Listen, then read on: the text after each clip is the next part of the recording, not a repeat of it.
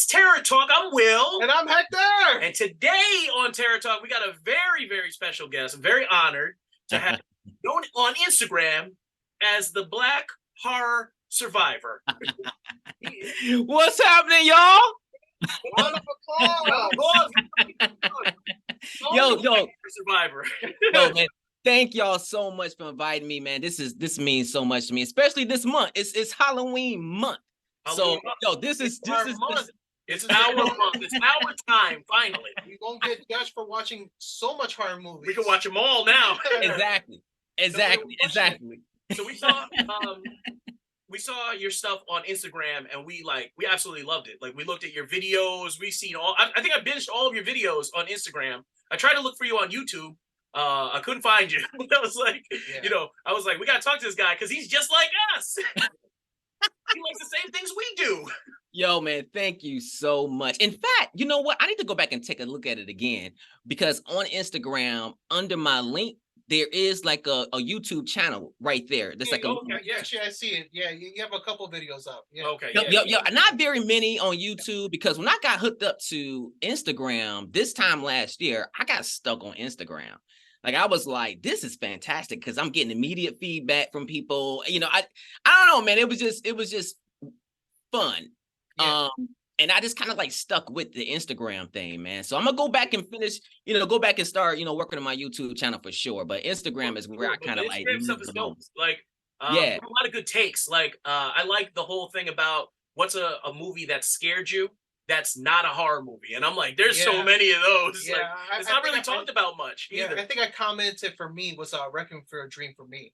Yeah. It's not. Yeah. It's not a horror movie. And I commented No Country for Old Men, because it's not a horror movie. It's about the escalation of violence. But it's terrifying because you have literally Michael Myers without a mask going around murdering half of Texas. Yep. With like an air gun too. Yeah, with an air gun. Yeah. And the one you mentioned, I didn't even know that movie. Like, I wasn't even familiar with that one. I had to look it up. Yeah, that reminds me. Enemy Territory. Enemy Territory. Yeah. That's Enemy Territory, man. And that's actually that has Tony Todd in it. Yeah, I saw it. Yeah. They got Tony Todd in it, man. And I remember as a kid seeing that in the movie theater. In the movie theater with my parents, man. And I remember just really being scared of it, because it was like, Tony Todd. Well, real fast, it's about this insurance guy. He gets kind of like trapped in like this high-rise apartment or something like that. And he's there on a Friday night to deliver an insurance policy to one of the residents. Well, he accidentally like offends one of the gang members, like this kid. And he's like, hey, I don't want any problems. I'm just here to deliver something to somebody. Well, the kid goes back and gets his fellow gang members who are led by the head guy. And that guy is played by Tony Todd. And the name of the gang is the Vampires. And Tony Todd plays this guy called the Count. I think this movie came out maybe 86. It was like 85, 86, maybe 87, something in that time. Yeah. And so, I was probably like, I don't know, man, maybe like 7 years old going to go see this movie. And I remember just being scared because Tony Todd, this to me was like one of Tony Todd's, this was like his first, to me, like him kind of really stepping into like the horror thing, really, even though it wasn't a horror movie. But this was more like, because he was scary. His presence was really scary in this movie. Scary guy, man. Man. He's got that voice too. The presence, the voice, that man. He comes across. He's perfect for Candyman. Oh man, I met him at a horror convention. I met him. Is he nice in real life? The nicest guy. Yeah, wow. The nicest guy. Tall. That's what I was gonna ask. I was like, is he a big guy? Like, he seems tall. Yeah. Like taller than everybody in the room. Easily. Yeah, tall guy, but man, just a really gentle spirit. And what I really like about him at the horror convention is that he takes his time with you. You know what I'm saying? It's not like, even if it's like a line, he like engages you. You know what I'm saying? So I was up there just kind of talking to him. I mean, I'm trying to get all my words in, within like 2 minutes. I'm like, I saw you in this. I saw you in that. Right? And I told him too. And actually, my sister went to go see him in Atlanta. And I told her, I said, I wasn't with her, but I told her, I said, please bring up Enemy Territory. I forgot to bring it up because I was so nervous. All I could do was just talk about like, his his role in Night of the Living Dead, the remake. Yeah. And I told her, I said, bring up enemy territory. And she's like, okay. So she came back, she called me, she was like, yo, she's like, he got so excited. I was like, did he? She was like, when she asked him about enemy territory, she said that he got up out his seat, came around the table to where she was, and was like, talked to her for like 10, 15 minutes about that movie. Yeah. And it was crazy, man, because I assume he only gets asked about certain roles. Obviously, Right. Candyman, yeah. Final Destination, things like that. All the time too. Final Destination. You brought up Night of the Living Dead, 1990, the Tom Savini one. I like that movie because Tony Todd is actually a good guy in that movie. Like he plays the villain so much, and you're like, he can really play like a hero. Like he's a good dude in this movie, and I'm like rooting for him. I'm not afraid of him in this movie. I want him to protect me. Exactly. And I hate this. I'm a little ashamed to say, but I do like the remake better than the original. Some people call that blasphemy, but I agree with you. I like it better too. It's the one I go to more often because it has the Tom Savini practical effects. He directed it, which is great. Yeah, Tom Savini is the man. He's like probably one of the greatest. Probably. Oh, no doubt. I find the original one when I'm looking back at the original George Romero one. Well, I'm not going to disrespect that one. Right. I watched the 1991 more often. Because of the you go for the practical. You take a little bit of the mustard out of it, though. With like the commentary on race and stuff like that, they kind of take it away. Like, Tom Savini wasn't really touching that like George Romero was. George Romero went deep with this. Oh, he went deep too. Yeah, he went deep. Yeah, it's great. Especially it's the ending, the way the commentary and it's a strong message. It's kind of like Absolutely. Sure. Absolutely. But yeah, that to me is like I really enjoy that one. And like you said before, his acting is like, his abilities are up there, man. Like he's it's on top. Yeah. He's a really, really, really good actor. So yeah, man, he was in that movie on that one conversation I had about, the most scary non-horror movie you've ever seen. Yeah. I like that stuff. Like different takes about horror movies. That's what I like about your Instagram and your channels, that you talk about a lot of like alternative things that people don't normally talk about. Like, oh, what's your top 10 favorite scary movies of all time? Like, who cares? Nobody cares about that. Yeah. Like, what are your favorite top 5 scariest surgeons in film? I'm like, oh yeah, let's talk about that. Right. Trying to get a little bit more nuanced in there. You know what I mean? Right. You gotta think a little bit. My favorite thing about you too is your range, man. You really could go from today's movies to classics. Yeah. That's a lot of people that can't do that. You know what I mean? You bringing up movies that you're like, you bring up movies I never heard of. Yeah, and then I check them out. I'm like, wow, this movie's great. Why didn't I hear about this? Yeah. You know what I mean? You're digging in the crates on that one. Yeah, but I'm about to go ahead and date myself. And I'm not even gonna date myself. I'm gonna go ahead and say it, but I'm 44. I'm 44, man. And so I was brought up, really brought up in the 80s. And, I have to be honest, like I'm a child of the 80s, and the 80s are like, that's my favorite decade for horror. I really enjoy those movies, and I really have an appreciation, particularly for the movies that came out in the 70s. Yeah. Like, I mean, I'll go back to The Omen. The Omen, the original Omen, man, that's up here, That brought fear to like everybody. Yeah. Yeah, be scared to watch it by themselves.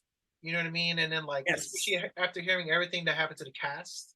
Yeah. Woman, you're like, oh wow, this movie's cursed. Yeah, and it's not a movie. It's the beauty of the movies like The Omen and Rosemary's Baby and even The Exorcist to an extent is that it's not something you can run away from. Right? It's something that you're stuck with, that you have to deal with in alternative ways. You can't just leave the house. That's your kid. You can't just you can't just close the door, run away, and hide. It's part of you. It's the gum on the bottom of your shoe. I mean, those are the movies that just stay with you, and and just kind of being brought up in the 80s. My parents, man. For good or for not so good. Like I'm old enough to remember the double feature. Yeah. I remember the double feature. Okay. I remember going, I remember going into the movie theater on Saturday nights with my mom and dad. You know what I'm saying? It's like 8:00. And we don't leave about that bad boy till about 1 a.m. Because it's the double feature. You go on, you sit down, watch the first film for like an hour and a half. Then you take your 45-minute intermission. Go get some more popcorn, then come back. So, we looking at RoboCop and Serpent in the Rainbow. Oh wow, Nice. what a combo! Though that combo, I guess. I mean, right? you got I Serpent don't in the know Rainbow, why. the RoboCop. That doesn't sound too wild to me because I'm just like, They're both the same flavor. They're in the same. They're in right? the same ice cream shop. Like, it's not a hot dog Exactly. and a donut. It's Not like a Wendy's variation and of another type Chinese of ice restaurant or cream. something Yeah. like that. It's Right. I mean, you see That the midst of it, man. The midst of it. I mean, going and I just remember those days, and I think it's more nostalgia for me, man. I think it's just more like, those were the days where you can get, like you said, the combinations sometimes sound crazy, and it kind of work. You go see Bloodsport and House. Yeah. You know what I'm saying? Yeah. At the same time, man. And it's just, I think just being brought up with that and just those memories, you know what I'm saying? And this kind of makes me sort of like stuck in that time. But I do have a lot of respect for like the newer movies that's coming out, newer horror movies, the difference in how they're doing these movies nowadays, the different film companies that are out there producing these movies. So I have a huge amount of respect for the way they're doing horror movies now. But I guess my love is just for the 80s, man. I hear you. If we didn't have those 80s horror movies, they're kind of the foundation of what we have for today. Yeah. Like, even the 80s, the 70s, all of those things, like Halloween. Like, we have Halloween. Without Halloween, we don't get Scream. We don't get Terrifier. We don't get any of these movies later on. We don't get them because they set the foundation for what was to come later on. And they're important. Yes. Yeah. They're important because you can't, that's the basis of what we all see. Like, all of your favorite 90s and 2000s movies are rooted in the Michael Myerses, the Texas Chainsaw Massacre, right? The Pieces, all those old movies, right? So, so it's important to. Those are like classics. I mean, they define the genre, man. I mean, those are the ones that, like you said before, man. They planted the seeds, and I'm just stuck there, man. I I'm sure we'll get into it a little bit later, but those are the movies that just really just resonate with me. Mm-hmm. When I go to a horror movie, when I go see a horror movie, which is my favorite genre, I sort of be scared. Yeah. Scare me. Can you scare me? Yeah. Movies nowadays seem to kind of embrace a lot of other stuff along with the scares, and that's cool. But can you scare me? Yeah. Can you get it down? Like get the job done. Move all the things aside. Put everything aside right now. Like, are you scaring me? Like, I know you want to say a commentary and you want to talk about maybe this is an allegory for raising kids or religion, but at the end of the day, is it scary? Like. That's it, man. That's it. Exactly. And sometimes I'll be feeling like, I remember being in the car like some years ago, and I don't know what movie had just come out. Maybe it was like The Witch or something like that. And that was the first time I heard this stuff about elevator horror. I was in the car, I was driving around, and when they were talking about I was saying elevator horror, so I turned the radio up a little bit more. I was like, what is this? And then I immediately had all these feelings. Like, I was like, what do you mean elevated? You're trying to say I'm not elevated? We're trying to say. Right. But I get it. I totally get it. It's I get the development of character. I get it. Mm-hmm. But at the end of the day, am I afraid to go into the basement by myself? Right. Are you know what I'm saying? When you're coming home, you're like, hello, is anybody here? Anybody's not there.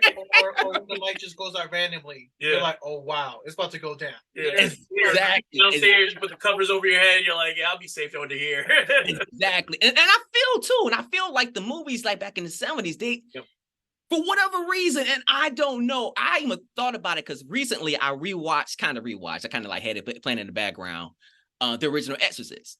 Mm-hmm. And I was like, what is it about this movie? I was like, it just terrifies me, even to this day. Like, it terrifies me.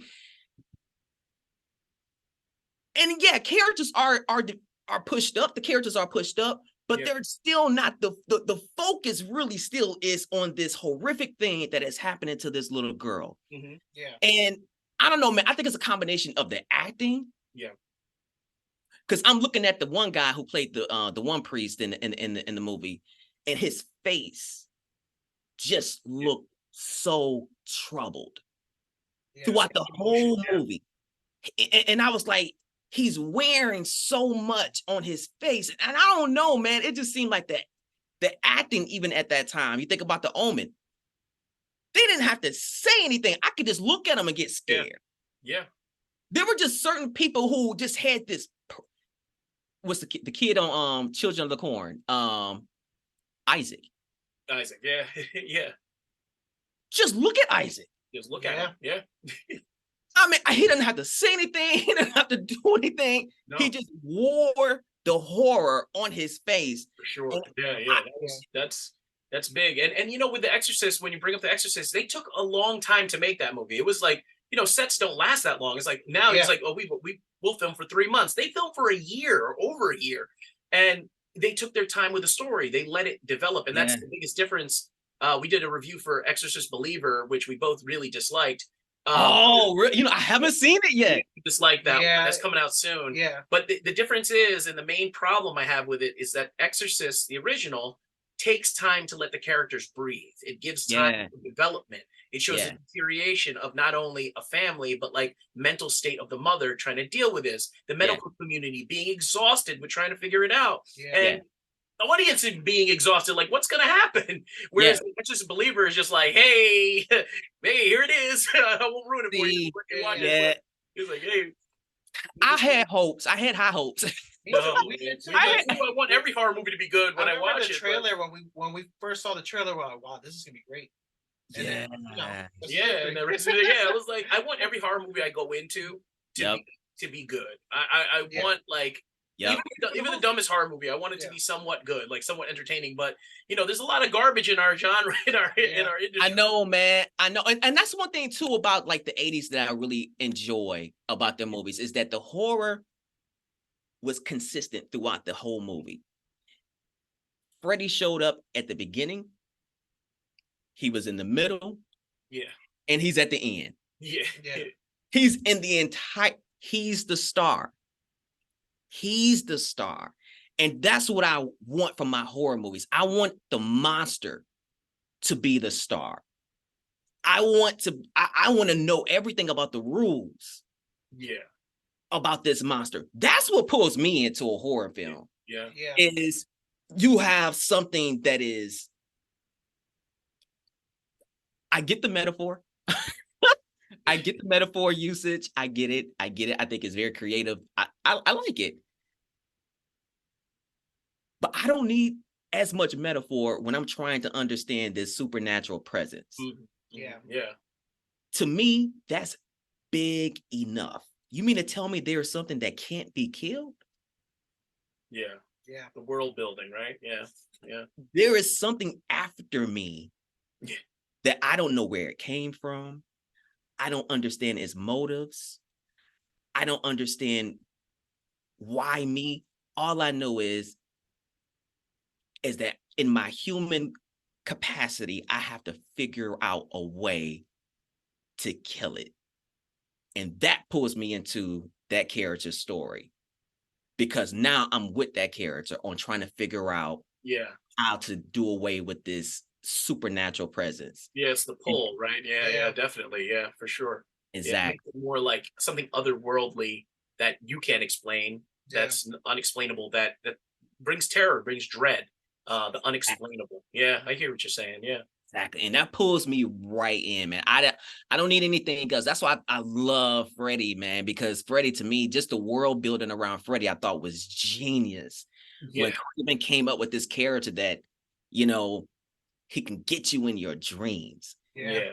You know, and as long as you're awake, though, and this is about the rule building, you know, the rules of this world, stay awake. Yeah, stay awake. You know, and if you do go to sleep, maybe the way you can fight them is to tap into your own powers in your own dreams. Yo, that's fantastic. Dope. Like, It's dope. I'm like, yo, take me on that ride. Take me on that ride for an hour and a half. I'm here for it. Yes. Definitely. So, like, talking about some of these movies, like, what are? It's our time right now. We're in Halloween, time, baby. We're in Halloween right now. Like, what are Yes. some Halloween movies, like, or whatever movies do you like to watch around Halloween? Like, what's your go-to movie? What's your for go-to Halloween? movie? Yeah, your go-to. I love that question because it makes me like I have to sort through like all of these like titles in my head all at one time. Yeah. But I would say just something off the top of my head, and it's something that Tyrone said too on Instagram. He posted, he asked something about that same kind of question, and it's for me, it's going to be Night of the Demons. Night of the Demons. Okay. Okay, nice. Yeah. I like that movie a lot, actually. It's gonna be the original Night of the Demons, the 87, the Black 88 Horror version. Survivor in that movie, too. That's one of the rare movies where Right. Right. Let me tell you, bro, when I saw that one, y'all, Yeah. oh man, Hector, Will, I was like, this is the greatest thing I've ever seen in my life. Yeah. Me and my wife literally were watching it on the couch. And then we seen that the black guy lived there. We're like, yeah. I mean, I couldn't believe it. I was like, oh my gosh. Yeah. My mind was blown. That's the most mind-blowing part about Night of the Demons for me. I'm like, they got a black character that lived? Yes. This is crazy. Yes. Who made this movie? I must admit that inspired my name. It was Roger. Oh, Roger, yeah. Black Horror Survivor. I was like, I got it. I was like, so I would say definitely Night of the Demons. Another go-to for me for Halloween is probably going to be part 2 to Fright Night. Part 2? Okay. Why part 2?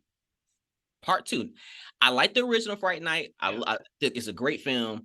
But I really enjoy part 2 with Regine. Okay. With Regine, the sister to the guy, the vampire guy in Fright Night. Yeah. Did you like part 2 more than part 1? I did. You did? Really? I never hear that. We're talking about the original, right? The original ones, yeah. I never heard that. I never heard the original Fright Night. I love because the actor who was also in Chucky too. Yeah, he was cool. But he's the voice for Jack Skellington in Them for Christmas. Oh wow! Okay. The talking voice. Yeah. Does he sing too? No. Oh, he doesn't sing. Danny Elfman is the one that sings, but he's the talking voice, which is wow. But wait, why do you like Fright Night 2 better than 1? Because 1 is beloved, right? And I love to hear it though, because 2 is not a bad movie either. It's just I find it whenever I go back, I always do 1. Yeah, I think for me, part 2 was one of the first times I saw a vampire crew. Okay. All right. I was like, so wait a minute, it's not just one vampire, but they're like a gang. Yeah, like the Lost Boys. Yeah. Then I saw Lost Boys. Yeah. But this one was like, I think I probably saw this one before I saw Lost Boys. Yeah. And I was like, oh, that's kind of cool. Yeah. And it was a woman. Yeah, she's like the head, right? Yeah, she was the head. I was like, yo, this is hot. This is what's up, man. And I remember seeing that in the drive-in. Oh, okay. Oh, nice. I saw that in a drive-in. And maybe again, I have to maybe be honest. Maybe some of this is nostalgia for me too. You know what I'm saying? I think, seeing because the drive-in, man, you come out, you got the big picture, and you go and get your snacks. Yeah, you know what I'm saying? And I remember, when the movie was about to come on, everybody take off because there was like a little playground, like right under the screen where like the kids can go and get on the swings and the slide. Yeah. But then as it got later and later, it's time to go get the snacks. And then all of a sudden, as the movie comes on, they show those old school like commercials and things like that, And I remember running back to the car with my snacks, and all of a sudden, that theme music to Fright Night come to me. Mm-hmm. Oh, that's cold-blooded. That's cold-blooded. And I remember just sitting in there and seeing these vampires and seeing I was like, yo, this is great. And I don't know, it just resonated more for me than the original. Mm-hmm. Maybe because too, I like that they were in college. I don't know, that kind of thing added something for me too. I was like, okay, he's in college now, and these things are still after him. And I just like the way they continued the story a little bit. And when she made that comment in part 2, and she was like, "That was my brother you killed in part 1." Yeah. I was like, uh-oh. I was like, she's kind of pissed. So it's one of the better sequels. Like when you think of Fright Night 1, Fright Night 2, they're both really good. The drop off from 1 to 2, for my opinion, isn't that far off. but I love one. I love one. I love how intimate the story was. Yeah. But part two, Yeah. I'll give you that it moves at a brisker pace because you already Yeah. know that the vampires are there. It's not a mystery. Right. And it has more, it's Right. more action orientated. So, Right. you know, it's Right. different. And I can see that. Yeah, no, definitely. You know what? Now you're making me want to rewatch it. I got to Yeah, rewatch yeah. it. Now I'm going to rewatch Fright Night I'm too being because I honest never with you, go back to it. I was gonna sidebar like, hey, where's the streaming on? Yeah. Right. Go to a drive-through now too. I had And you know what? And the bad thing about it is, man, when I've gone to like horror conventions, I've always asked the guys, you know, they always got somebody selling DVDs and whatnot. And I've always asked, do y'all have, you know, Fright Night Part 2? Because I couldn't find it anywhere. Because I think it's like out of print or whatever the case is. Yeah. And no one had it except for when I was in Indianapolis. I went to Indianapolis for a convention, and this guy, he had all these DVDs sort of laid out. And I was like, okay, what you got? And I was like, oh, I know you don't have Fright Night Part 2. He was like, got it. I said, Part 2? He was like, got it. And what I did was, just to make sure that all my stuff played before I like, you know what I'm saying, before I was like cool with it, I like ran back to like the hotel. I had like a little DVD player. You make sure. Yeah, put it in there. Bad Boy came on just as clear and crisp. This is kind of random, but I used to do that when I used to buy bootlegs back in the day. Yeah, well, you got to. Yeah, I remember I had a little DVD player. My mom was like, hey, check this out real quick. And I'd be like, all right, hold up. I get all expert. Right. No, this is RoboCop. Yeah. Something like that. Or you see something like, it says like RoboCop 6. I'm like, I didn't know they came out with a RoboCop Right. 6. This is Robo Warrior from 1928, whatever. It's like some nonsense. Exactly. I had to do that, man. I was like, yeah, I'm with you, bro. You got to check it. You got to Yeah, man. Yeah.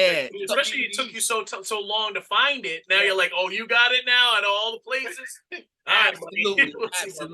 Absolutely. So I'm stuck in the 80s, man. Just generally, but definitely for Halloween. Yeah, man, it's gonna be like the 80s, man. It's just they were fun. Yeah. You know, they were fun. They didn't take themselves those movies rarely took themselves too seriously. And that's Halloween's like for fun, right? Yeah. Halloween's fun. Yeah. You got fun, people, funny, spooky, scary.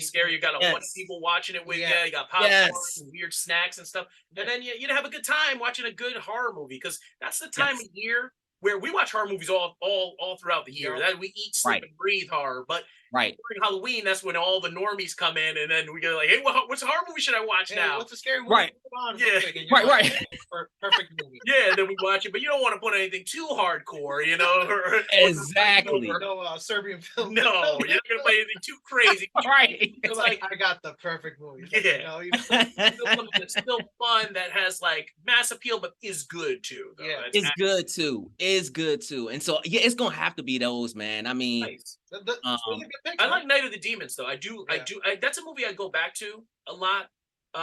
Just because I like the aspect of like it plays like a zombie movie almost, but it's not quite because they don't act like zombies. Like they're a little bit more powerful. Yeah. And I like it. I like the music. The soundtrack is off the charts. I even like Night of the Demons too, man. I like that one too. Don't sleep. Don't sleep. Part 2 was hard. Part 2 was good. So okay, here it is. My top 3 for the Halloween season. I'm gonna give you my top 3. Top 3. Give it. My top 3. Night of the Demons. Fright Night Part 2. Demons. Oh, Demons. Okay. Yeah, I like that one. The first one. Okay. The first one. The first one. Again, man, I'm stuck in the 80s, man. But all I remember. I love these. I love picks, at least. Those are good picks. Yeah. Yo, when I heard that soundtrack and Billy Idol, and I'm like, this is. And you talk about like, you know, like demons being kind of like zombies. I mean, that's how like Demons was. You know what I'm saying? And the idea of being trapped in, of all places, a movie theater. Come on, man. Brilliant. That's brilliant. Demons was dope because that's a movie you could watch like with a big group of people and all the practical effects and all the weird stuff that happens in the movie. And there's weird stuff that happens in that movie. Demons, Night of the Demons 1 and Fright Night 2. All right. That's an interesting mix. Yeah. I think those are good party movies though, honestly. I think they're good party movies. I think those are movies that are just like I feel like anybody can watch it too. Yeah, it's accessible. If you're a scaredy cat or anything like that, you don't like horror. Yeah, it's accessible. It's kind of like Demons is tough to watch. Though. Demons might be a little bit rough. Yeah, right. More accessible. Yeah, you know, but they're just fun, man. They don't take themselves too seriously. You know, and when I think about horror movies, I think about that. I'm like, okay, well, I know that this is not. Like, I know this is not real, right? I know this is not real. So I'm just here to have fun. And for me, having fun, because it's a horror movie, means being scared. Just scare me. You know what I mean? Just scare me and let me have fun along the way. Absolutely. What about you, Hector? What are your 3 favorite? Oh, wait, since we're doing top 3s, Yeah, right. What's your 3? What's your 3? Let's talk about it. For one movie that always I go to is Season of the Witch. Halloween 3. Yeah. Season And I always joke around with Will. I'm like, that's my favorite Halloween series movie. He's like, Michael Myers is not even in it. That's the first one I watched, and I was like, "Where's Michael Myers?" I was like 50 minutes into the movie.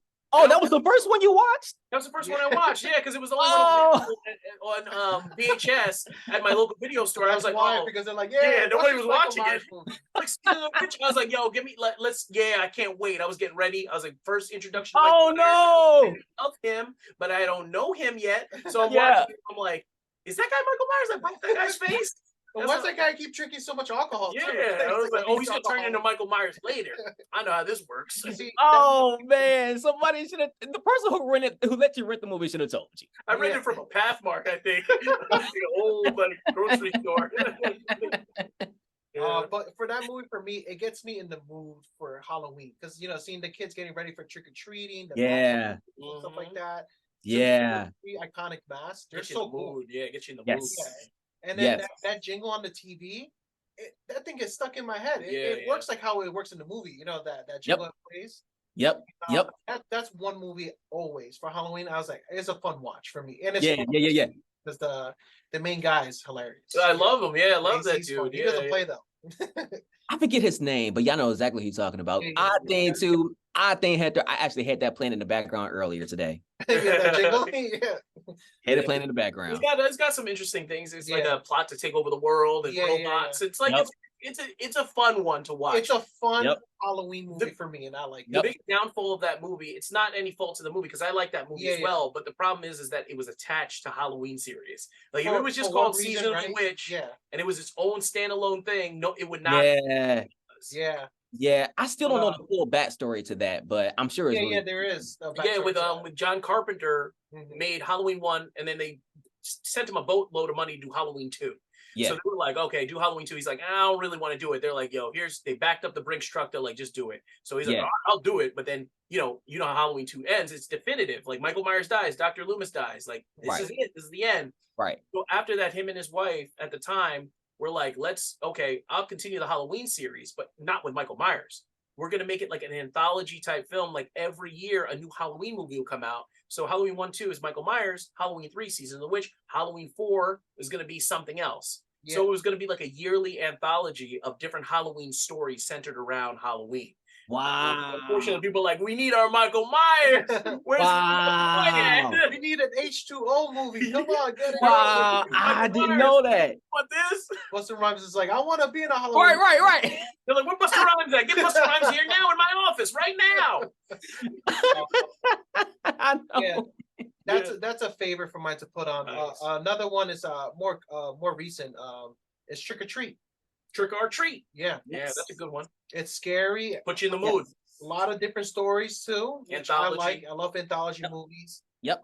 And it's scary to me. You know what I mean? Like the characters in it, the gore. I'm just like, this is a perfect Halloween movie. Obviously, it's based on Halloween. But it gives you all your things that you need for horror movies. That typical.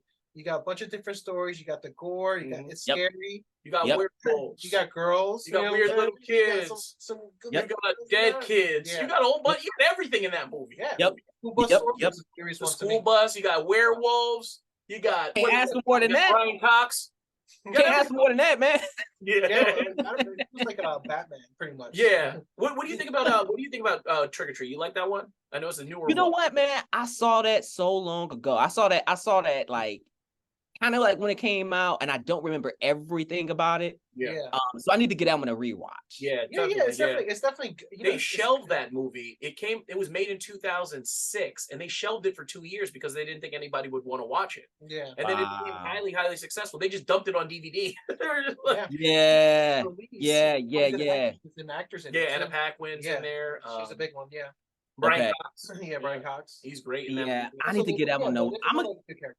I'm gonna watch that this season too. Rewatch that one. I'm gonna rewatch that one. That's one a lot of people go to for Halloween because the anthology nature of it, and it. Yeah, definitely.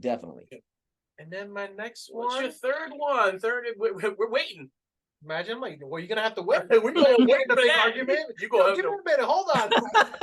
Yeah. I'm gonna have to say RoboCop 2. No, imagine. Right. That's scary in its own way. Let's see if I'm gonna go. I might get some hate for this, but I don't care. Oh no. No, I'm not gonna get hate. You will. Killer Clowns from Outer Space. What? Yes. Well, all right. That's what I'm gonna say for Halloween. See, there you go. I got a story about Killer Clowns from Outer Space. Just real quick before you go into it, I'm sitting there watching Killer Clowns from Outer Space, and I love this movie. It is a good movie. It's classic. Right. I'm watching it, and my wife walks in. She is a horror fan as well. She walks in, is like, she's looking at it. She's watching it for 5 minutes. She's just staring at the screen with her hands on her hips. She's just like, you like this? I was like, oh my god, it's great. It's great. No, it's campy. It's fun. And she's like, I don't get it. Were they cotton candy balls or something? Like, you just gotta watch it. You came in the middle of it. You don't know what's going on. Right. They didn't care who they put in the cotton candy. They're like, you're in it. And then I went to a convention with my son. We recently went to a convention in Connecticut, and there was a bunch of dudes dressed up like the Killer Clowns from Outer Space. And he's like, hey, man, give me a hug. He's walking around hugging them. I'm like, hug them. He's like, come on, hug. He's hugging one of them. He's calling the other clown over. He's like, come on, give me a hug. He's like, take a picture of me. I'm like, yo, man. Yo, that's one of the most campiest. Yeah, that's why, man. I love it. Films, and like, it's such a classic. To me, I think personally, I would have survived that situation. You might have. That's because you didn't. You when mess with yourself. them. Yeah, when you put yourself in that horror, you put yourself in the movie. You're like, I'll be all right. I just gotta get out. I just gotta get away from the guys. That's it. Because you see those guys dressed as clowns, you're not gonna be like going up to them trying to fight them. Yeah, like the one guy gets his head punched off. Right. No, but let me ask you this though, Hector, about Killer Clowns from Outer Space. Do you think that this is one of those movies you could actually see them remaking? Ooh, that's tough, that's man. A good question. I do think so because I want to see what it will look like with CGI. No, not too much. Still practical effects, but just better. It's it's a movie that I feel like if it's done again, it might be cool. Dude, if they did CGI clowns, that would be for the space awful. For the space scenes, I don't want that. I want that. You want CGI clowns? Not the clowns. Part of the charm of that Killer Clowns from Outer Space is the practical effects. Well, that's a lot of movies that we mentioned already. It's the practical effects. That's what makes it. When you bring it to today's movies, it ruins everything. That's what the problem with a lot of remakes. Yeah. But with Killer Clowns, I do feel like how they've done clown movies recently. Yeah, I think so. But it's all right. Yeah, it's not really a clown, but I get what you're saying. Yeah, I'm trying to say like that. What about Eli Roth's clown? Yeah, clown. If they could do it like that, a little bit scarier than the original, I'd be okay to watch. I was sad in that movie. That made me sad. The clown, the Yeah. Eli Roth clown movie, where he dresses up like the clown to make his son happy. Yeah, make his son happy, and then it gets stuck to him, right? Yeah, he becomes. Yeah, it bummed me out. And he wants some kids now. Yeah, it bummed me out. I don't know. Whatever. Let's not dwell on that. Killer Clowns from Outer Space. Killer Clowns from Outer Space is a movie I believe. Like, it's a great question. I don't think that should get remade. Like, I think they'd ruin it. Yeah. I think they'd ruin it, man. I think like you got to get it. It was the right combination of director and practical effects and the time it was in, and it's PG-13 horror movie that like. Which doesn't feel like PG-13. It doesn't feel PG-13 because people die bad. They die hard. People being put in cotton candy and they're just drinking the blood like a you straw. Decapitations in the movie. There's decapitations. When you kill a dog in a movie, it's rated R. Yeah, usually. But I mean, but do you think that? I mean, do you think that like the audience is sort of temperament? I mean, the way we are now, you know what I'm saying, as opposed to like the '80s audience. Yeah. Think about the 2023 audience in comparison to like the 80s. Do you think that there could possibly be an appetite for something as ridiculous as that, as it was then? You know, for it to still be as ridiculous. Like, they're literally from outer space. Like, let's not make them sort of like, I don't know, you know what I'm saying? But let's still make them from outer space. Can that work? Yeah. If they did it more serious, I don't know how people would take it, taking it more serious. Like, I don't know. Well, I don't know about more serious, just more scary looking. You know what I mean? They look pretty scary already. I'm saying, like, if you could bring like how the clown from Eli Roth is, that kind of design to this, Killer Clowns from Outer Space remake and kind of make it a little bit darker, not too serious, but just keep the campy stuff, but not too much. You know what I mean? It would be a nice remake, but I do think it would be a cool remake. Why not? You know what I mean? If it was on Tubi, direct to Tubi, I'd watch it. Like a Tubi original or something like that. Is a gold mine for horror movies. That's all I gotta say. Yeah, that's true. There is a gold mine, but I just don't feel like with Killer Clowns from Outer Space, whoever takes it, I think it's just gonna be a cash grab. Like if it was somebody genuinely inspired to make a remake, and like has a good track record of films like that in the same vein, in the same nature, like those 80s style grindhouse movies, like, and that really has an inspiration to do it, then I'll be like, I'm on board. But most likely it's gonna be grabbed by a studio to make a quick buck, cash grab. We can bank on the name, and we're gonna put some nonsense on the screen. So I'm not confident in that, but I would, if it was done right, I wouldn't mind seeing it. I mean, I think so. I think if it were to be done now, I think it would be done right, depending who the director is. It depends. Yeah, it depends. You have to get the right people in there, because literally everything would have to be right. Like nothing could be like off. All right. If you had to pick, if they're gonna do a remake for Killer Clowns from Outer Space, who would you want as a director? That's tough, man. That's you feel like hard. That's a tough one, Tim man. Burke, Honestly, like I went right off the top of my head, I would want somebody like I'm not saying him, but like him, like Robert Rodriguez. I think would do a good job. Because I think what? I agree, man. He has the good sensibilities of like not taking his properties too serious. Yeah. He's big on practical effects. Like he does not use very little CGI. He does use CGI, but not like crazy amounts. Yeah. And I think if he had the idea for it, if he had like other people writing with him, I think it would be an interesting take on it. I would trust him enough to be like, I'll give it a chance to watch it, because he's very, very initiated with the 80s and 90s and in the 70s, like those style of those grindhouse horror movies. He's good with that. I like that pick. How about you? Who would you pick? Yeah, who would you pick? That's so hard.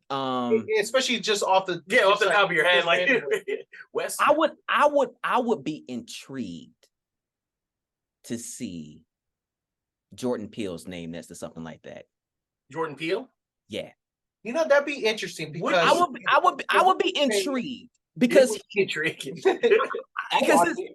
his take on things, you know what I'm saying? Like I particularly if he has like free range, like if it's like, okay, listen, if it's not, if somebody was like, okay, listen, just because he has such a love for the 80s horror too. He does. Yeah, he does. You know what I'm saying? And so to see him sort of like, to see his vision for something like that, I think will really be kind of like, where would he take it? I'm nervous with Jordan Peele and clowns. And the reason I say this is because Jordan Peele, he makes movies, he makes horror movies, but he's interested in the deeper dive into it, what it means about socioeconomic status, what it means about race. And that African Americans and clowns have very intertwined history with each other. Like it's like you can't make a movie about clowns without having African Americans in there, because that's what they used to mock us. That's what they did. Right. That was the clown show, mock African Americans. So like, it would be remiss for him to not even mention that by making a Killer Clowns from Outer Space movie campy, and to not even touch on those aspects, because he knows about it. He's that would be like the interesting thing though, because what if he just has like free range? Like what if it was carte blanche, right? Yes. Like what if it was completely sort of like unexpected from Jordan, because it's easy, like you said before, it's like we would expect him to take it like in this direction, but what if it's like completely just novel, like he just does something that may not touch so much on like the social commentary or anything like that, but it's just him living back in the 80s and then bringing that vision back, that vision up to like 2023. And he knows comedy too, so he can bring that aspect to it. So like Yes. Comedy, like he's good with that. So, and that's a big part of Killer Clowns from Outer Space, is the comedy aspect of it too. That's a good pick, man. Yeah, that's a good one. I like that pick. You know who I will pick as a director? Sam Raimi. Sam Raimi. I think he would do a nice job. He do good. Yeah, he could bring some of that campiness. You know what I mean? Yeah. And then if he has free range. Yes. Okay, that's important, especially for him. That's important for all these directors. If Sam Raimi has free range, forget it. It's gonna be a good one. Yeah, but we've seen the movies when he doesn't have free range, and they're bad. Yeah, but when he has free range, like Drag Me to Hell, like we're like, whoa, these are good. These are really good. Exactly. Just let them have it, man. Just let them have it. Let them have fun, and just see what happens, man. It would be so interesting. I thought about that too, Hector. When I saw Killer Clowns recently, I was like, man, well, how would that be in like 2023? Yeah. How would that be? But now that's cool though, man. I love those picks. Yeah. That's dope. Yeah. Well, how about you, bro? My Halloween picks are they might gonna be a little bit different. Okay. They're not gonna be too different. They're gonna be kind of conventional, but my third pick is gonna be one you're gonna be like, I already know the pick too. You're gonna be like, what? You're gonna be like, why that one? But I'll explain it. The first two I'm gonna explain, you're gonna know right off the bat. You're gonna be like, you know what? All right. The third one, you're gonna be like, okay, why though? Like this is a little different, right? But okay, so the first one, my first pick is my boy right here, Halloween 1. Right, that's a staple. It's almost cliche to mention that, but Halloween 1 to me is just like the perfect Halloween movie. It takes place on Halloween. The feeling that you're there, the suburban, all American town, the pumpkins, the high school kids, Jamie Lee Curtis running around, and then the stalker, the Shape running. It's just the perfect like movie to watch with a whole bunch of friends. And then, especially people that never seen it before, and they're like, "Wow, this is a masterpiece." I'm like, "Yeah, it is. This is great." And you can watch it over and over again, and it never gets boring. Right. Number 2 would be Nightmare on Elm Street 3, Dream Warriors. That's my favorite Nightmare on Elm Street movie. Same one. Absolutely. Right. It's the best one because, like you said, like we were talking about this earlier offline, like how they're able to fight back. Right. It gets really inventive with the kills. Like these are the most inventive kills that I've ever seen, and it's perfect for that Halloween movie party setting. Yeah. The marionette scene, and then the welcome to prime time, and then the all that stuff. Yes. It's perfect. Ken Cade, with all the black stereotypes. Absolutely. It's just perfect in that sense of like the nostalgia, bringing you back to that moment, and it's just super fun with all the different practical effects. Freddy's at his peak. He's peak Freddy right there. Definitely. He's the perfect combination of scary and funny. Definitely. And that was the best, So those two are kind of like, you get it. But the third movie that I like, and it puts me in the mood of Halloween, and I'll explain why. In the Mouth of Madness. In the Mouth of Madness. I love this movie so much. Yeah. Why I like it for Halloween is because Halloween to me is weird. Halloween to me is like, you don't know what you're going to get. You go outside, there's a whole bunch of people dressed up in masks and costumes doing their thing. Acting crazy. You don't know if your car is going to get egg, toilet paper, razor blades in your candy. It's a very weird night. A lot of weird stuff happens on the Cabbage Night and Halloween. And to me, the essence of that weirdness is captured in the Mouth of Madness. It starts off as a basic storyline about an insurance guy. Like, hey, listen, just check this guy out. Make sure he's not messing around. He goes up to a New England town, which already feels cold. It feels cold. It feels like fall. And then it just progressively get worse as the movie goes on. It's to the point where it becomes the end of the world. But spoiler for a 1996 movie. Right. Well, who was that guy? Is that Sam O'Neill? Yeah, Sam Neill from Jurassic Park. And Event Horizon. So I mean, to me, he's kind of like, I think about him and like Tony Todd, kind of the same, like their range is so broad, because I think about him when he played Damien in The Omen Part 3. Yes, when he was trying to rise to political power, or when he played in Possession. Whoa, that's another one. That's a rough one, man. Yeah. So he's another one of those actors that brings something extra to a movie too. So I can totally see why that will be like on your list. I love it. It's perfect in the sense that it's cosmic horror, and it continues to deteriorate as we go on and as we move on throughout the New England town. It gets worse. And I quote the line all the time. Like I always quote to my mom. I always go up to her. I'm like, hey, mommy, you know what today is? She's like, no, Billy, what is it? It's like, it's Mommy's Day. She's like, no, it's not. It is Friday. I'm like, and I'm just quoting. She doesn't know that movie. She's never seen it, but I just quote lines from that movie all the time. And it captures like, not really like the idea of Halloween. It's not a Halloween movie in the sense doesn't take place during Halloween, but the feeling of Halloween, like the essence, the weather and the uncertainty of Halloween. And I love watching it with a group of people, especially people who've never seen it before. Like, how is this going to end? How is he going to get out of it? And I'm sitting back like, It's just a great film. It's a great film. Great film, yeah. I think it's fun. It moves at a brisk pace. And it's not something that you would just whip out like during a Halloween party. You bring out the Halloween, you bring out the Let's Play 2.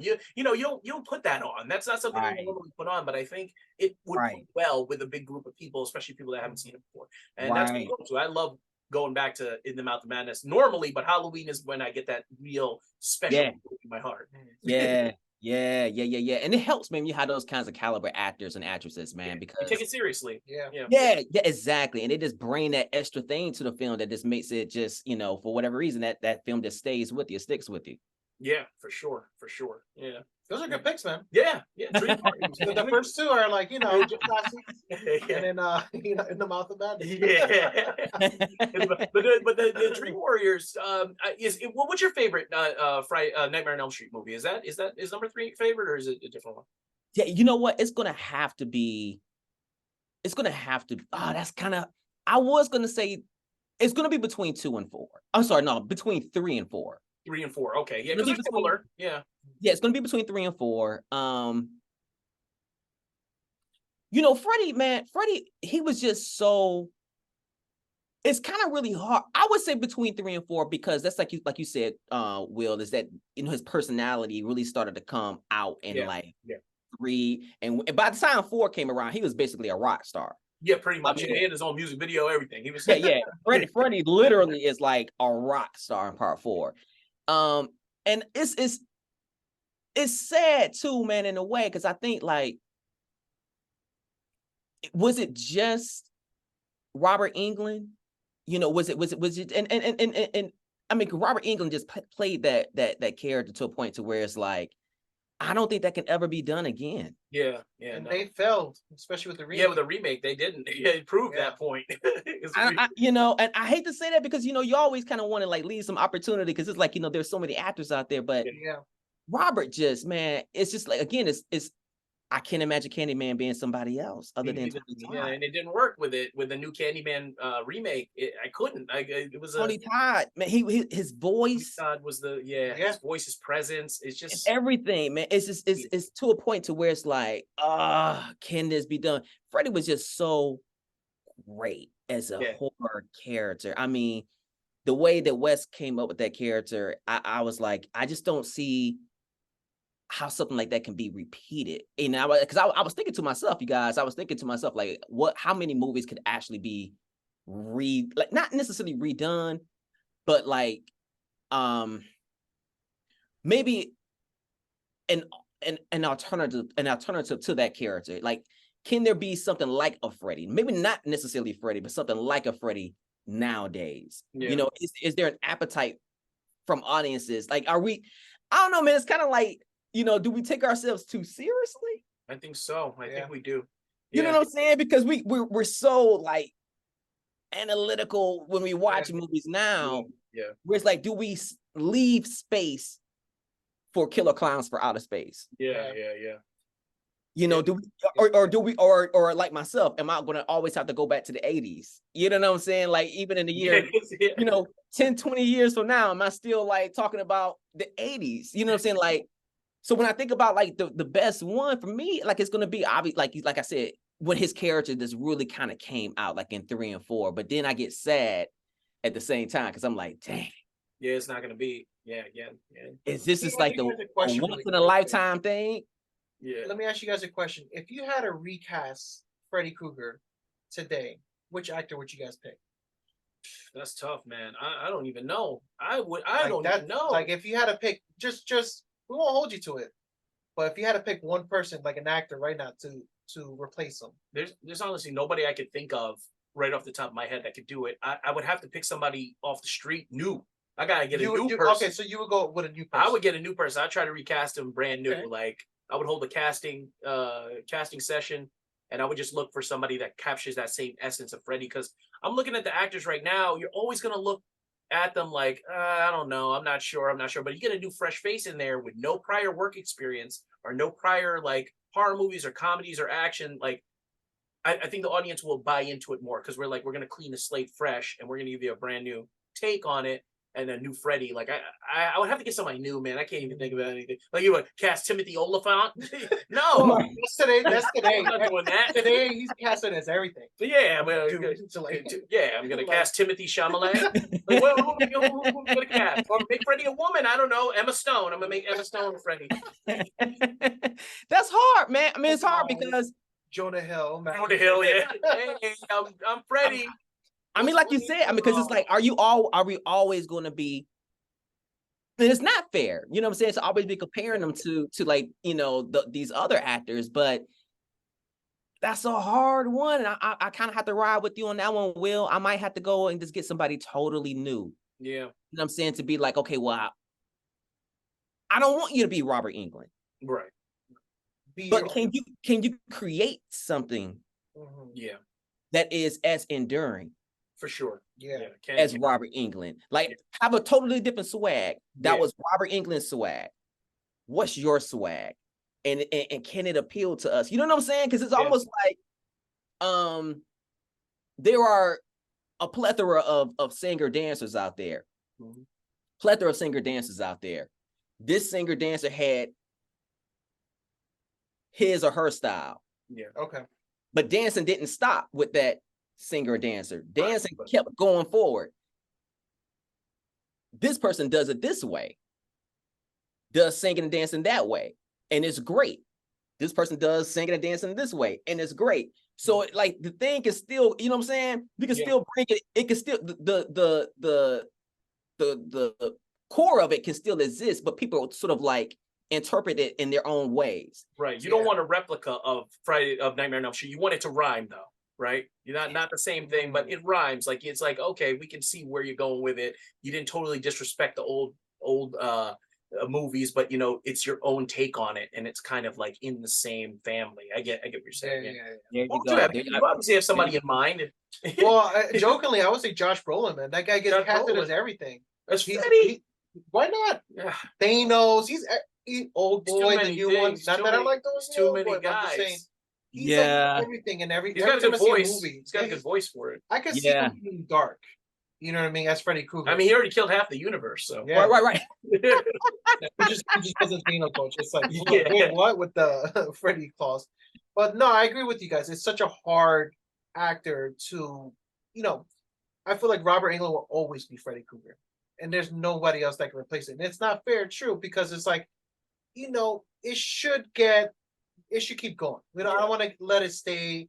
The remake from the most recent remake, it was terrible. Terrible. And it's not all the actors. Awful. It's the story. It was just awful. Yeah, we know they're redoing it too.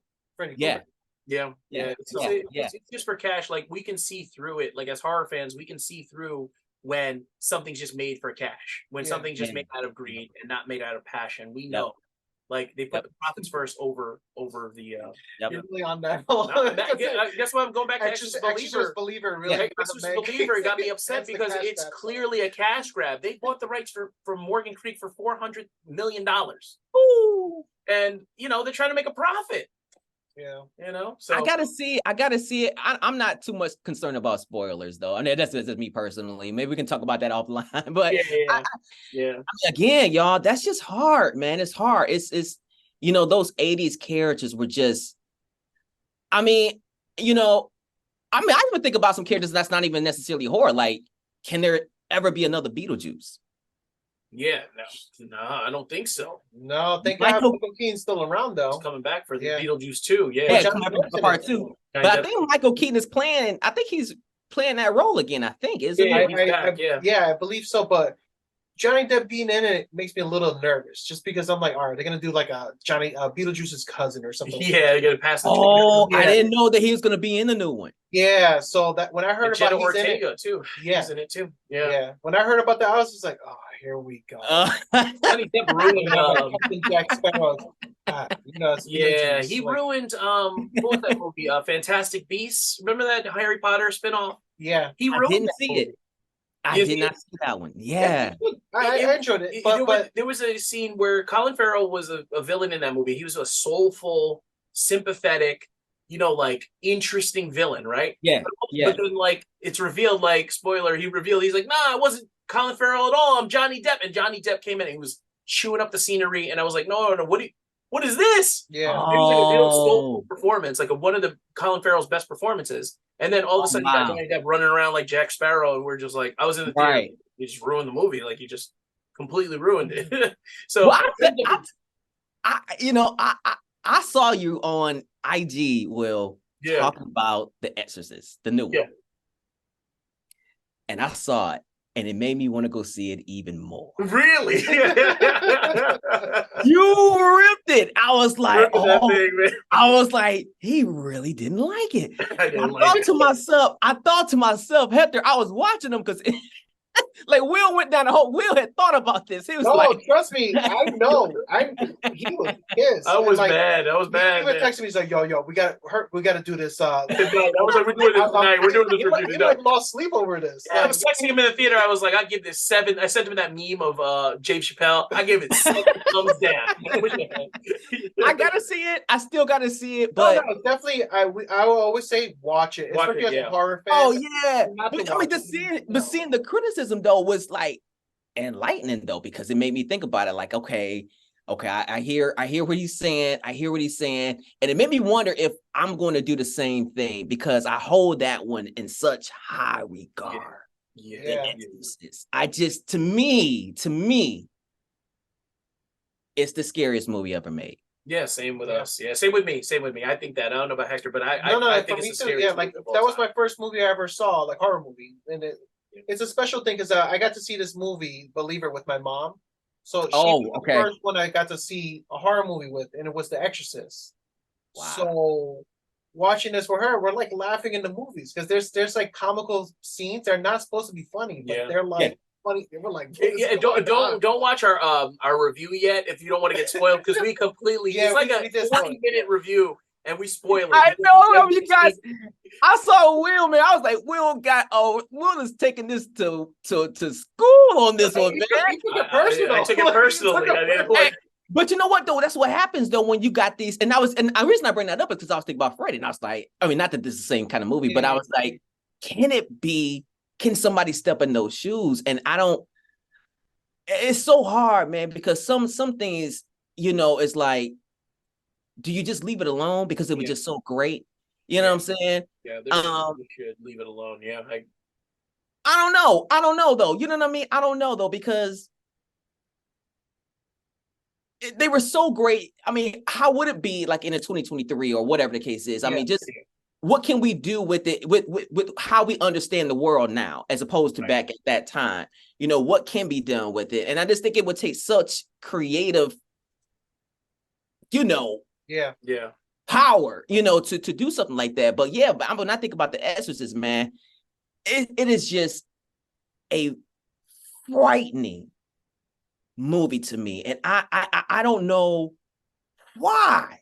I mean, I know why. Obviously, for the same reason it scared so many other people, but it just gets inside of my bone marrow for some reason, because it is so.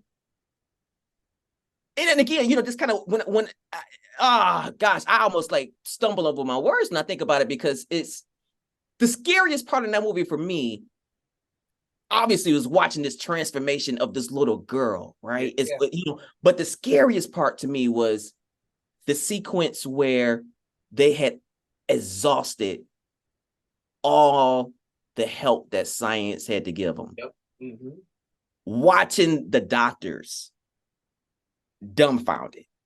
They go through everything. Yeah, they go through everything. And when they brought the mom into that room, and all the white coats were at these tables, and they were like, "What's your religious beliefs?" Yeah, they're just like, "We got nothing left." And when they said that, for some reason, something in me just drops, because it just frightens me, because we put so much faith. Yeah, no pun intended. Yeah, and reason and science, and to see something just devastate everything that we put our modern faith in, just to see something ancient, just devastated. It's just frightening to me, man. It's a great point. Yeah, because she's so rich, right? Right. In the movie, she's so rich. She has everything, all the best doctors, all the best psychiatrists at her fingertips. Yep. That cannot save her in this instant, where we think that we accumulate all this wealth. Yeah. We accumulate all these things. We accumulate all this status so that we know that if our child gets hurt or sick, or if we get sick or hurt, we have every resource. Yep. But you weren't accumulating your faith. You weren't accumulating your religious beliefs in God. And, you know, He got you. He got your daughter. So that's like the most terrifying point. And it takes so long to get to that point. It's such a slow burn and build up. They're like, oh, it takes a while to get there. Yeah, because they're trying to exhaust you the same way that she was exhausted by all the things she tried. Yes. It was just, and the things that they were doing, even in like, I got the uncut version, and I just got that one because we were talking earlier, Hector, when you were like, certain things you don't even want in your house. Like, I didn't want The Exorcist in my house. Like, that's how much that movie scared me. But I finally went and got it like last year. And I got the version where she does the spider crawl down the steps. Let me tell you something. When I first saw that, and this is just last year, I was like, oh my goodness, that's scary. You know what I'm saying? I mean, it laid the groundwork for everything we see now. Yeah, it does. All these possession movies where you got the body jerks and all that kind of stuff. That now, like, all that is Exorcist. Yeah, it's all from there. It's all every exorcism movie that we watch where they do the basis of the exorcism, down to the makeup, down to the cursing and all the profanity and the violence. It's all stemmed from that movie. They're all derivatives of that movie. Nobody's done it any different than that. That's the granddaddy. And what's funny about that spider walk scene is William Friedkin didn't want to put that in the movie originally because he didn't like the way it looked. So he was like, it didn't look right, didn't look fake. But with CGI, they were able to remove the strings. They were able to remove the strings and make it a little bit more. But they didn't use CGI to make her walk down the thing. They used it just subtly. That's how CGI I feel like should be used. They use it subtly enough to remove like all the imperfections of that scene. Yeah. I mean, it's just a terrifying movie, man. It's a terrifying movie. It's again going to turn the scariest movie of all time. Yeah, I think that movie started it, and then going forward, everybody keeps no. This movie coming out, scariest movie of all time. That's definitely not a movie I would OG that coined that term. It's The Exorcist. Definitely, that's definitely a movie I wouldn't bring up during Halloween. I know we're talking about Halloween movies. I wouldn't play that for a group of people during Halloween. I just Rosemary's Baby. Yeah, I don't think I'd play any of those. You're like, all right, watch I think the ones we mentioned today, I think are into the Halloween mold. They're fun. Halloween's supposed to be about fun, right? Yeah. It's not supposed to be about contemplative thoughts of religion and faith and all that stuff. Like it's not. It's not about. But you know what though? But y'all know what though? Did the 70s take horror real serious? Because I'm thinking about that now. And I'm thinking about The Omen, The Exorcist. And didn't Carrie come out in the was it the 70s? I'm not sure. I think it's the 80s. Yeah. So that's when I'm trying to think about Stephen King stuff. Yeah, but or Halloween, the first one. I think that was 79. Yeah, Halloween was for the 70s. Yeah. Also, Texas Chainsaw Massacre, like they took it. Yeah. They took it serious. They went there. Rosemary's Baby too. That was serious. Yeah. They took it deadly serious. Yeah. And they went there. Decades, when you look at it, it's like a product of the times, of what was going on during that time. Yeah. It's like all the current events were reflective in our horror movies. Yes. It's fascinating to go back in there. Yes. And so is it inevitable though that, because you said that, Will, which I think is a great point, like the 80s was kind of like, in some regards, it was just about experimentation and fun. And I think that was reflected in the horror movies. Yeah. But is it inevitable that we'll get that kind of commentary and things like that from like a Jordan Peele because of our times now when you think about horror movies? You know what I mean? If it reflects the times, can we get around that? So I don't know. It's just it's interesting. That's an interesting point, yeah, because then we're with social media and we have all these more access. Like I don't think the world is more violent. I just think we're more aware of all the violence that's around us. We see what's happening. At a moment's notice, and we kind of become desensitized to it. And you know, I think that's reflective in our horror movies now, why we want more than just a good time, which, you know, that's when we go back to those 80s movies and those 90s movies. Yeah. I mean, do you guys think it's harder? Do you guys think it's harder to scare somebody now as opposed to back in the 80s? Definitely. Yeah, especially for the younger crowd. Because the stuff they've seen, it's like, man, you gotta do some crazy stuff just to get it. You can scroll on TikTok. You scroll on TikTok, you see a horror movie every 3 seconds of like real life horror. It's happening. Right. Now, you know? Yeah, it's tough. But that's why we have Halloween. We have fun movies like the ones we mentioned today. Yeah, they're spooky, they're fun. Yeah. They're perfect fits to just, especially if you have a group of people with you. Yeah. Oh yeah. Best thing to put on. Best thing. Oh yeah. But this has been absolutely a blast, man. Like, we've been going on for a long. I could go on all day with you, man. Yeah, going all day. I mean, it's only been like 10 minutes. Yeah, it feels like 10 minutes. It's like we're in Inception. Remember Inception? Not Inception. Yeah, Inception. Yeah. I was going by quick. Or like what's that thing? Interstellar, where they get on that water planet. It's like right. 58 years. We're like, it's only been 7 minutes. What are you talking about? What are you talking about? I know, man. Like the listeners and the viewers, they would have grown like, you know, they would have gotten older by the time. Yeah, but I love your takes on horror, man, and let the audience, let our audience know, not that big audience, but let them know, like, where can they find you, all your handles and everything. Yes. So I'm on Instagram as Black Horror Survivor, and I gotta go and check and make sure, but under my bio, you will find a link. You should find a link to my YouTube channel. I got a few videos on there. And I have to tell you guys that I am working on something right now for the world of horror. I am in the midst of working on it right now. And we as a team should be finishing it up really soon. And when I do finish you're gonna come back here, you're gonna come back and tell us about it. Oh, you already know it. You already Terror Talk. Terror Talk, baby. That's up there, man. You already know. So yeah, we're working on something pretty big now, and I'm excited about it. And you know, it's hopefully it'll be received contribution to the world of horror. Oh, great. Nice. That's all about. I'm excited about it. I'm excited to hear about it. But if you like this video, hit that like button, hit that subscribe button. We talk horror movie news, reviews, everything. We do interviews, we do the like. We love talking horror. We hope you do too. Stay scared. Talk out. Yeah, that's Terror Talk out. Black Survivor out too. Yeah. Terror Talk out, Black Survivor out.